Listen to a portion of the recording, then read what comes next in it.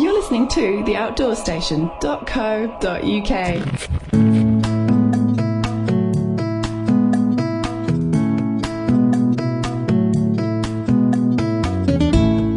The GR5 trail that starts at Lake Geneva and winds its way across the Alps to finish at Nice on the Mediterranean coast, and the GR20 that follows the spine of the island of Corsica, are both reckoned to be amongst Europe's finest and most demanding of treks.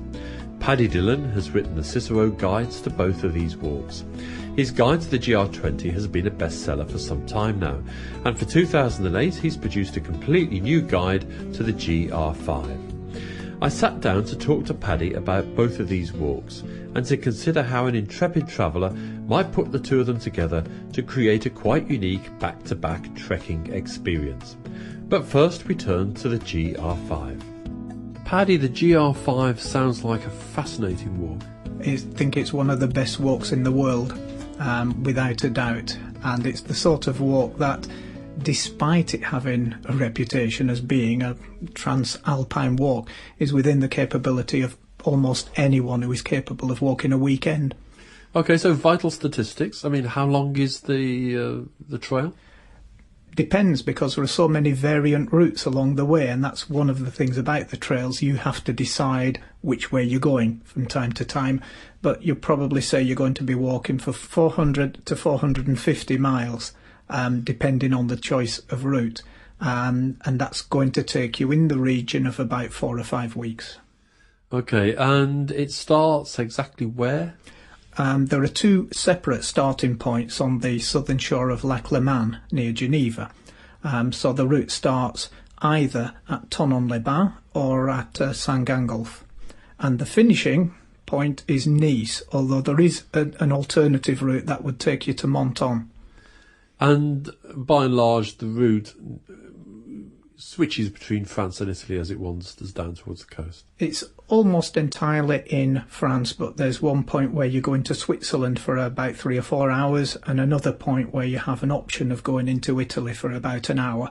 But apart from that, it's actually very close to the French-Swiss border and the French-Italian border.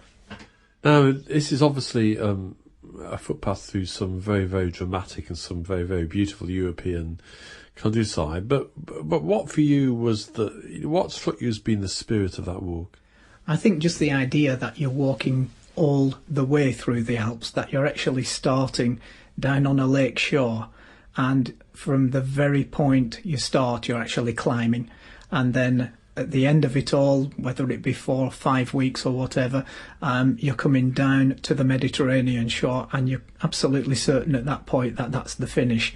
And behind you at that point is just rank after rank after rank, range upon range upon range of alpine mountains. Now, of course, we all know that the Alps have got permanent glaciers, they've got snow caps, but you don't go through that sort of alpine terrain. What you tend to do is go across a series of passes, through a series of valleys, and occasionally along the ridges of the mountains. So it's achievable for almost anyone who's capable of walking one day after another. Any long distance walker is capable of walking the entire GR5. That's quite an important thing to underline. This is well within the scope of many regular walkers, and you're walking through a range of stunning scenery, presumably high passes and lovely meadows, and seeing those different modes of life that are emerging. And you must be going through some fascinating small villages and communities as well.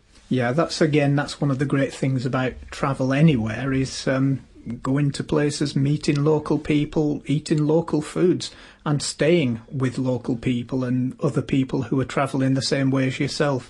It is actually quite a popular route, but at certain points you look forwards, you look backwards, and you won't see another person in sight, even in the height of summer.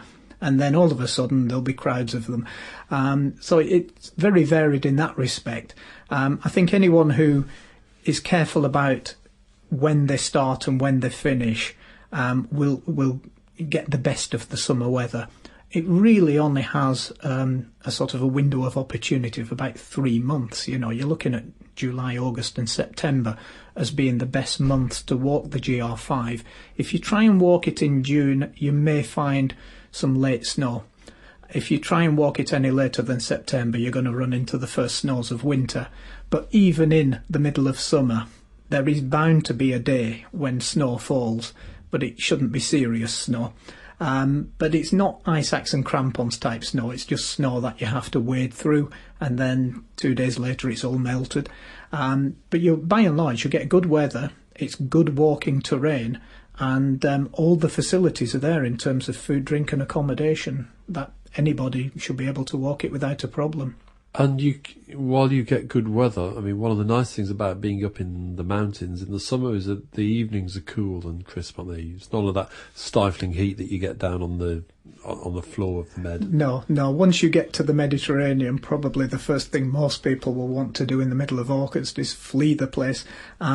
The heat, after being in the mountains for so long, is truly oppressive. But up in the mountains, the only place it's really going to be hot is when you're actually down, crossing a valley and climbing up the other side. Once you're in the mountains, it's actually quite temperate there. Because you're a long way south in Europe, a surprisingly long way south. You're just short of the Mediterranean, in fact. So, the temperature naturally is quite high, but because you're climbing high, that just sort of tempers it a little bit. So certainly at night time, it can get cold. It can even get frosty. And as I've said, sometimes, just on the odd occasion, it might snow as well. But apart from that, it's good sort of walking weather.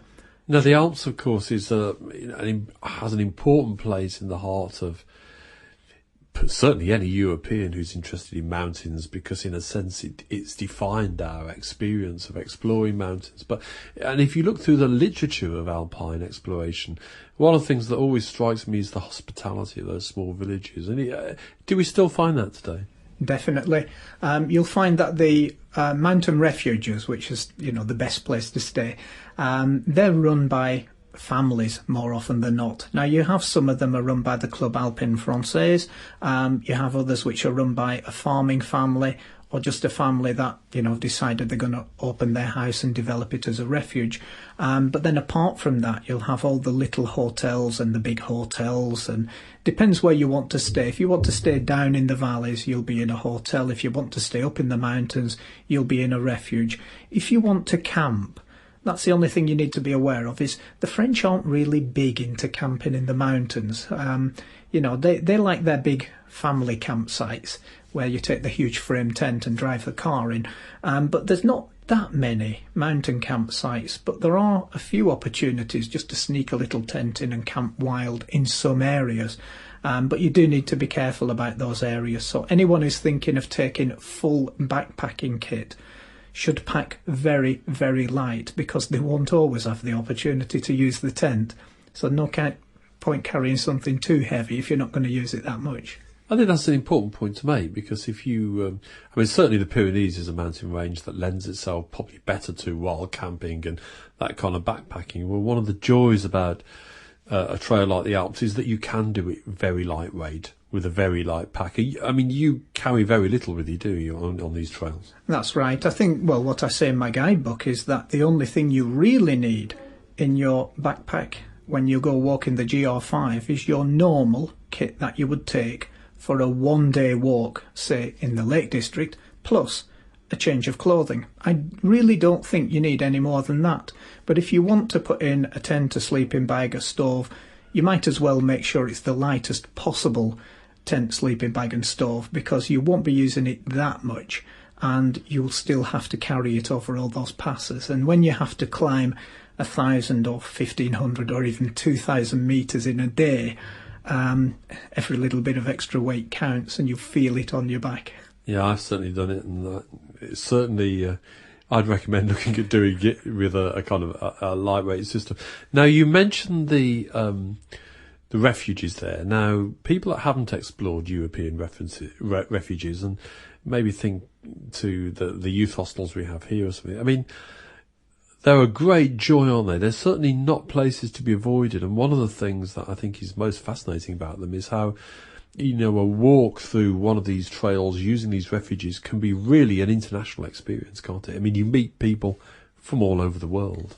That's right. The French do use their mountains a lot. And from a very early age until a very extreme old age, you will find people, from all parts of France, every age, every ability as well. Some people who you would swear were not cut out for walking and nevertheless up there walking. Yeah, I've always found, whenever I've been in one of the big refuges, I've always found a grandfather and a grandson, out taking his grandchild into the mountains for the first time. And I always think you can see the next generation of walking. It's a lovely thing, that.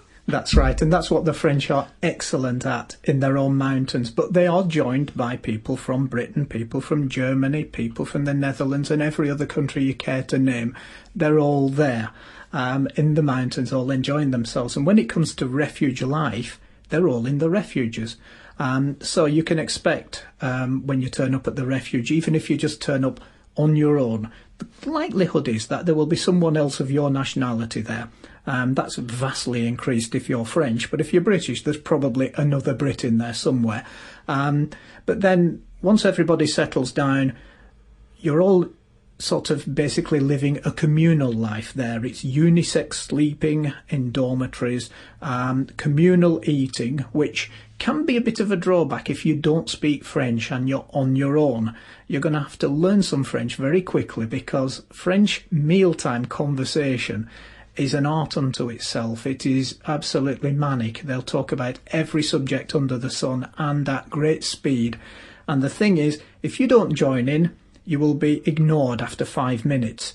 If you try and join in, they'll make every effort to include you. So that's entirely up to yourself. I think that's an important thing to underline about French mountain areas, people that haven't done it before. I mean, they actually do enjoy the internationalism of it. And you don't have to be...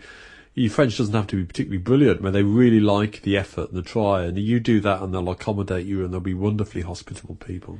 That's right, yeah, and you just have to play it their way. There's no good trying to do it any other way. When they say the meal is at 7, don't ask for it at 7:30. Sit down at 7 like everyone else and pitch in like everyone else. As I said, it's communal, so everything will appear in one huge bowl and will be dished out individually all round the table, and at that point you might as well start speaking whatever French you have, and they'll realise that you're not French. They'll ask you what your nationality is, and somebody somewhere will speak your language, and from then on you're included. But if you don't make that effort, you will be excluded, because they'll think you're boring or something. But once you actually pitch in, you can make great friends on that trail, friends who will last for life, because the next day you'll be walking with some of them. They're going your way, and they may be going your way for several days, and then one of you maybe pulls ahead, another one maybe drops behind, somebody spends 2 nights in a place instead of just the one, so things start to change, and then you team up with new people. So the thing is, it's that sort of trail. There are enough people that there's always someone going your way, and someone that you will see time and time again. Now, it's a small window of opportunity to walk it, as you said, and some of the most popular refuges can get very busy. I mean, what kind of planning do we have to do to make sure there's a bed at the end of the night? If you're on your own, I don't think you really need to make any forward plans, but that's only if you're on your own. They will always find a place for one person, even if you haven't booked, even if you haven't asked for a meal. If you turn up at maybe 5 or 6 in the evening, they will find you a bed, even if it's just a mattress in a corner, and they will put you down for a meal.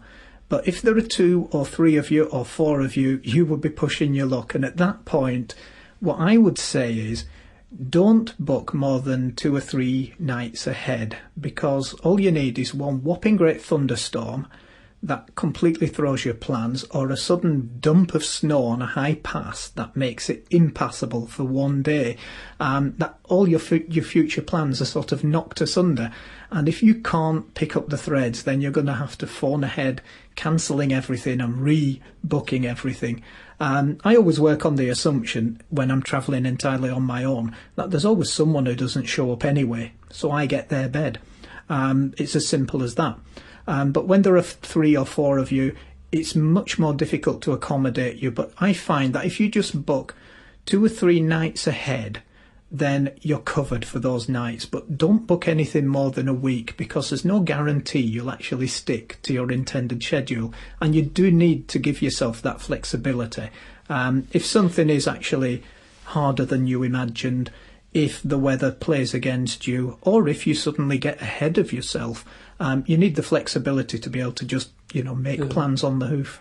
I mean, it's important, that, isn't it? If you haven't walked in one of the big European mountain ranges before, bad weather, you can lose a day quite easily through some dramatic thunderstorms, for example. That's right. And what I've tried to do is, to point out places where people might experience late snow, or a problem with a particularly steep slope, which, if it gets any kind of snow or ice on it, is going to be treacherous. But then I also try and give people an idea of what the local public transport is like, because I do think it's important, if somebody really does reach a complete impasse, that they should, at that point, if they really can't cross the next pass, if there's a bus that goes around, I'd say use it, use it, get round the impasse, pick up again, keep moving. Some people might say, okay, well, that's cheating, isn't it? Well, fair enough if you take that view, but you're either going to sit behind the impasse for a week or more while the snow melts or something like that, or you're just going to say, let's get round this and get a move on. So I tell people, in those places where it's available, whether there's any chance of getting round by bus or train, and picking up the thread on the other side. Now, a lot of people get worried about the heat, because this obviously is the summer near the Mediterranean. Now, you're not somebody who physically is built to cope with big demands of heat, yet you've managed it quite comfortably. So what's the trick about walking in the the depth of summer on this particular trail? On this particular trail, it actually, everything works in your favour, because you start at the northern end of the trail, where it's likely to be not much more different than, say, walking in Britain for the time of year. But as you advance southwards, it will, degree by degree, get hotter. But the thing is, you're going to get used to it, because you're going the same way. If you started on the Mediterranean shore coming northwards, you would be pitched right into the oven, and you'd have to climb out of it, and that would be incredibly difficult. And I've done this walk both ways. I've walked north to south and I've walked south to north, and certainly in terms of coping with the temperature and the demands of walking in hot weather, if you're walking from north to south, you'll gradually get used to the increase in temperature. If you start hard walking from the southern end, you really are pitched in at the worst possible point. You're going to have incredible temperatures leaving Nice, and you're going to be climbing uphill, certainly for the first 3 days, until you get up into the more temperate sort of heights of the mountains. So, go from north to south, and usually in the mountains an early start is advisable, not least because you want to be coming down from the ridge before thunderstorms start in mid-afternoon and that kind of thing. And by and large, sensible precautions like that, getting to the refuge reasonably early on in the day, you don't want to be doing that too late. All of those things help cope with the heat, don't they? That's right, yeah. You just have to play every day according to what you've learnt about the weather from the previous day's forecast. So if you hear that it's going to be sunny and clear, have that in your mind when you're sort of looking at the map and saying, where's the steepest part of the day?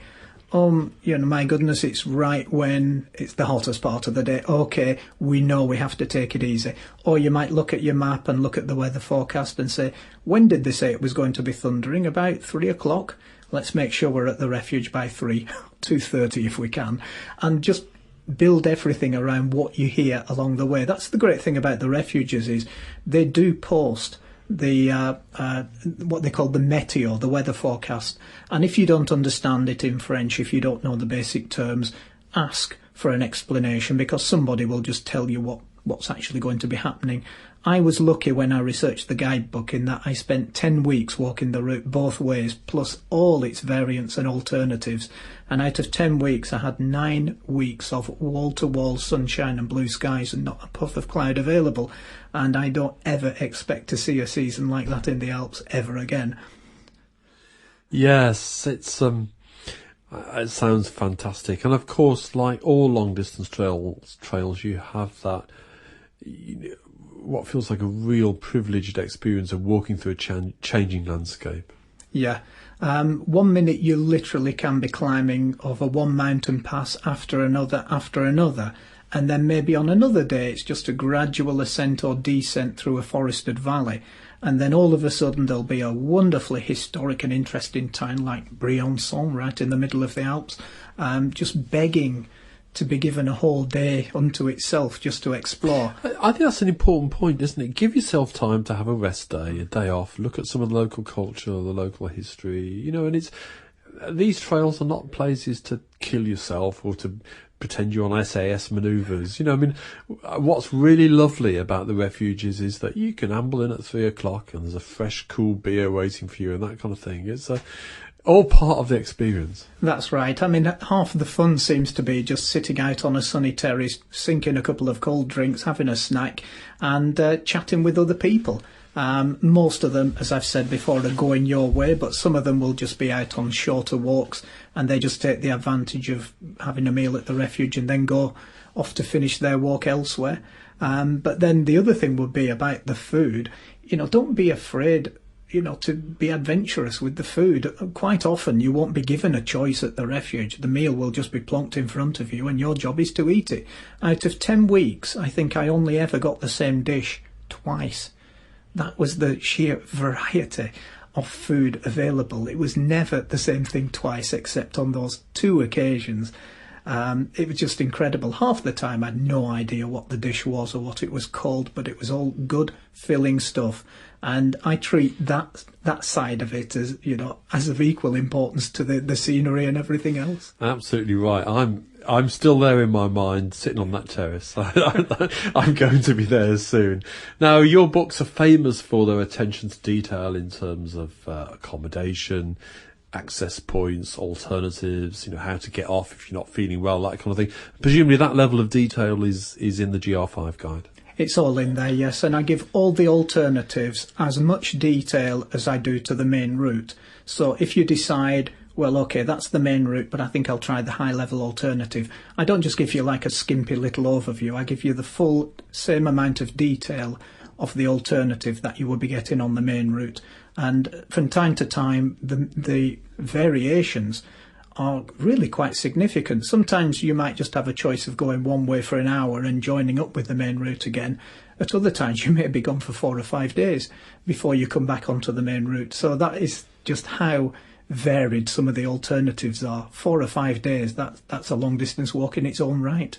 Okay, and I think we should point out that this is a completely new guide. It's not simply a revision of a previous published one. This is you've walked this both ways very thoroughly in the usual Paddy fashion, making notes on your little Scion as you go, I guess, and it's completely new guide for 2008. That's right. I mean, all the walking was done both ways in 2007, and it'll be available for the first person who wants to walk it in 2008, and they can't get closer to publication and research than that.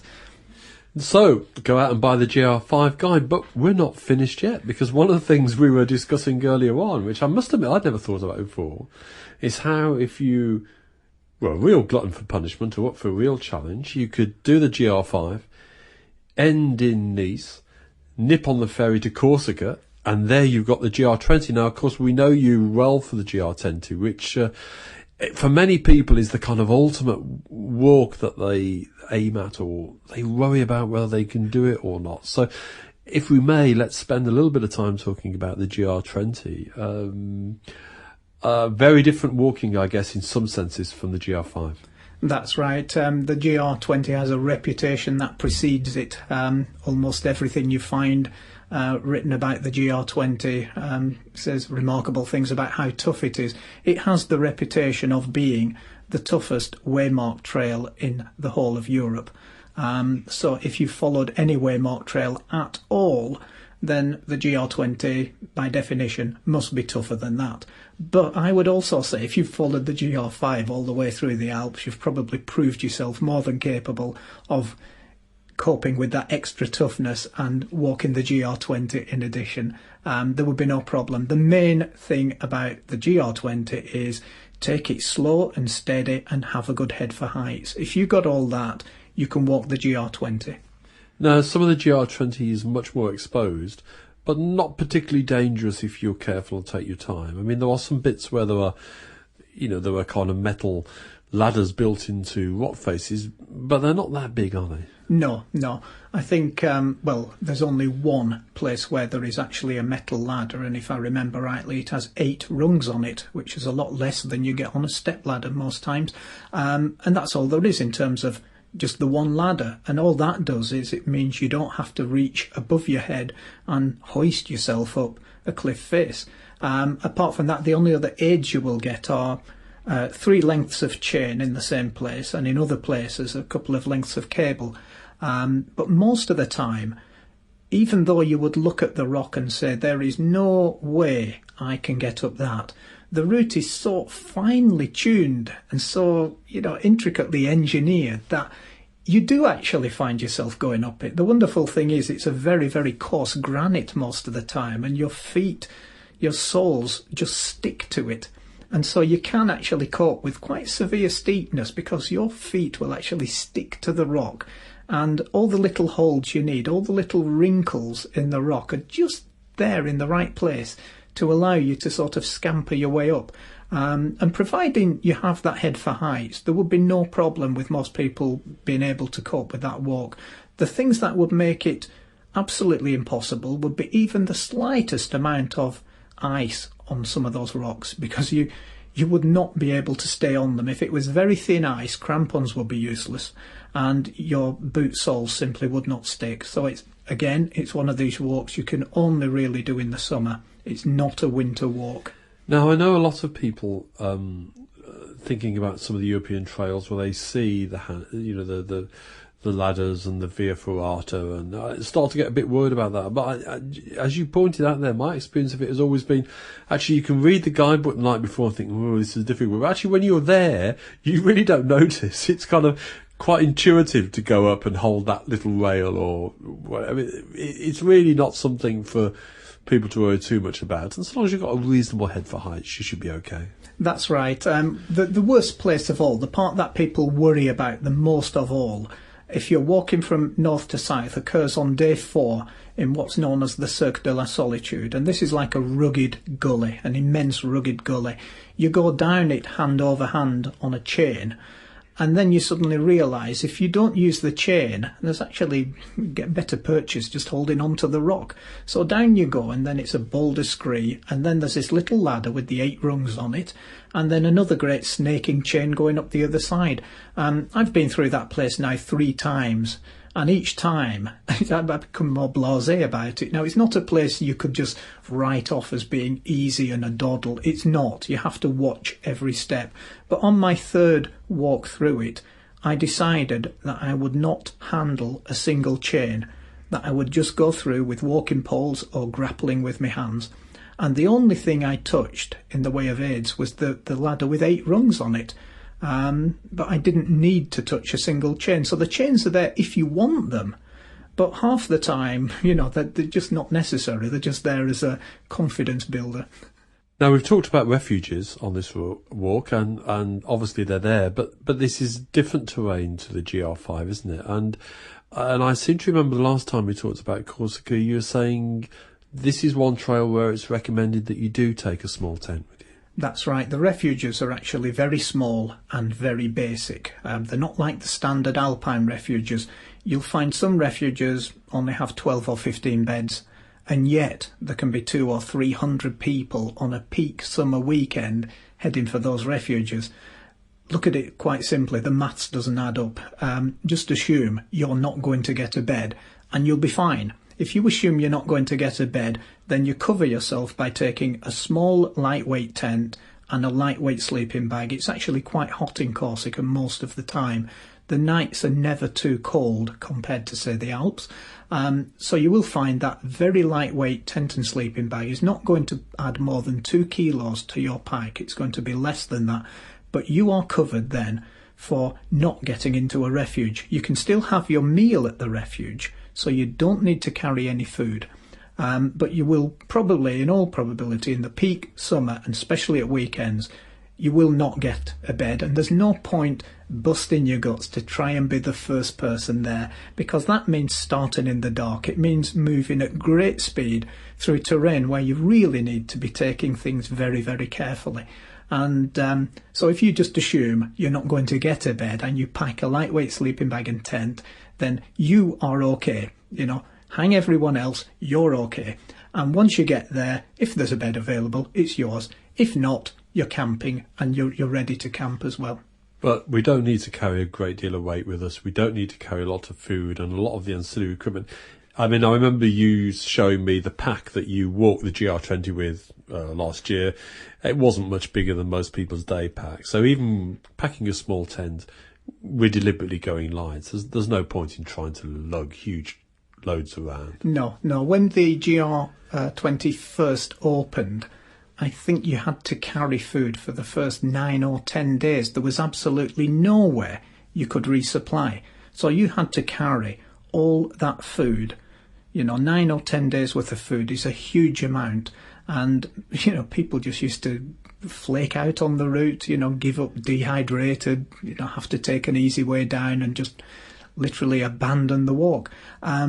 All the food is already up there now. Every single refuge does meals. Every single refuge has food you can buy. Every single refuge has a stove you can use to cook food that you buy or bring with you.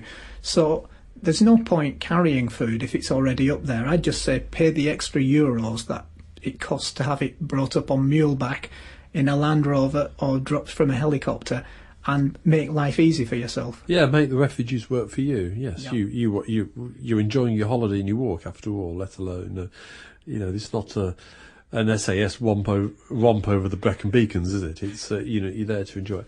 Now, obviously, a lot of the scenery is very, very dramatic, very stark, but it's much more varied, I think, than just the high mountains. That's right. It's not just all a case of grappling up and down rock faces. There are suddenly, in the middle of nowhere, these areas known as pozines, which are huge, great sort of level areas of short green turf with wonderful tiny little pools of water in them. And all of a sudden you get there, and I don't know about other people, but all I want to do is take my shoes and socks off and just walk on that grass barefoot. You wouldn't normally do that in most places in Corsica, but every so often there'll be a really scenic little lake. Everybody will be sat there having their packed lunch and lounging around on the short green turf and just, listening to cows and sheep with their bells bongling in the distance. And then there are all the other things you come across, such as these wonderful little bergeries or the summer farms that are only used for maybe 3 or 4 months in the year. But some of those places will sell you cheese and milk, and they have basic supplies that they've brought up and will sell to you. So you get a chance to meet local people doing what they've been doing for the past 4,000 years in that area, which is taking all their animals into the mountains in the summer for the grazing, taking them back down in the winter when the snow starts falling. So it sounds a fantastic walk, and certainly one that I guess you'd recommend most hill walkers to have a crack at some point in their career. That's right. The only thing is, do it while you're fit and able. Don't leave it as something to do in your retirement or late in life, because you may no longer have the strength or the agility for it. It's the sort of route where you need to use your hands as well as your legs, and you need to be, capable of twisting and turning in all directions for certainly for an hour or so every so often during the day. So it's something you must do while you're fit and agile. So what I would say to people is, try and do it in your peak years. Don't leave it too late. And just by way of just a bit of reassurance to people, there are some bailout points in your guide, aren't there? If you're not feeling well or you're a bit worried about it, you make it quite clear how you can escape from the trail itself. That's right. The GR20 as a main route is something that you would walk in about 15 days. If you try and do it in 14, you're going to make life difficult for yourself. So it's a 15-day walk, but it has alternatives. If all of a sudden you can't face another really hard day, there just might be a low-level alternative. But then if you're feeling great, there might be a high-level alternative as well. But what I've also tried to say to people is, if you can't actually manage the full 15 days, maybe you've only got a week at your disposal, maybe you can only manage 10 days, there are points where you can leave the route. So you can enjoy it to the maximum, and then you have an opportunity to go down to a village, catch a bus, get back to your airport or your ferry port and out of Corsica altogether. But then for people who are really, really super keen and very fit, I put in about half a dozen extra mountains to climb. These are things that you don't just add them to the route, they make a whole extra day. So you could have reached a refuge somewhere on the GR20, but there'll be one of the highest peaks, if not the highest peak in Corsica, right beside the refuge, and I give you the option from time to time of taking those peaks in. So I've given so many alternatives and variants that really the GR20 main route only takes up half the book, and the rest of the time are variants, high and level alternatives, ways off the route if you want to leave early, and extra mountains if you're feeling really, really full of beans and got plenty of get up and go. Well, it's certainly a very comprehensive book, and it really does look like the walk of a lifetime. I know I haven't done it yet, and I'm always conscious of your advice about do it while you're still reasonably able, so I must get round to planning it soon. Just a thought in terms of the windows of opportunity in the summer. Is it feasibly possible to do the GR5 and then hop on the ferry and do the GR20? Yeah, all you need is the time. If it takes you 4 weeks or 5 weeks to walk the GR5, then the ferry journey is a matter of a few hours, and once you're off at the other side, all you need is a quick bus or taxi ride to the start of the GR20, and then another couple of weeks at your disposal. So possibly if you had maybe 10 weeks to spare, both the GR5, the ferry journey, all the transfers, and the GR20 would all fit into that span and could all be done within that summer window of opportunity that you have. The GR5 can only be walked really July, August, September. The GR20, June, July, August, September, and possibly even half of October. Sounds like a great challenge for students or other people that have a lot of time in the summer, like university lecturers. We'll get loads of university lecturers writing in now saying it's not like it used to be. For somebody like that, it would represent a great challenge, I guess. A great summer's walk.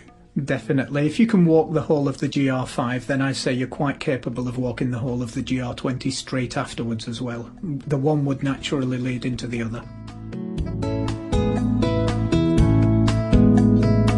Well, there's the challenge, and if you decide to tackle these two walks back to back, be sure to let us know about it.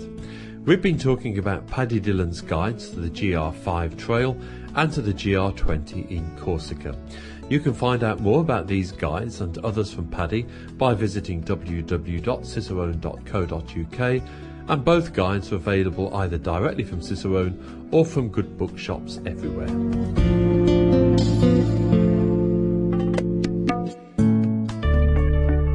This sponsored programme is produced and hosted by theoutdoorstation.co.uk.